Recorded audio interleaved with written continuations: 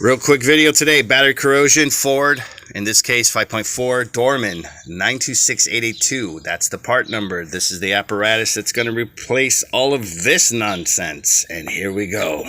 So let's disconnect the battery. That's done. Let's dry fit the Dorman.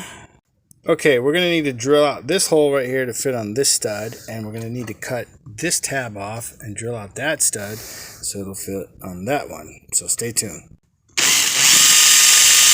Now we're going to cut this out with the grinder right here, this little tab. As a friendly reminder, always wear safety gear. Look at that right there. Bam. Next, I'm going to cut this off right here. Alright, now we're going to drill a hole. Okay, that's done. Let's go ahead and get this button down. Let's get the leads put on. And this one. And this one. Be careful, because she's hot. And there you go.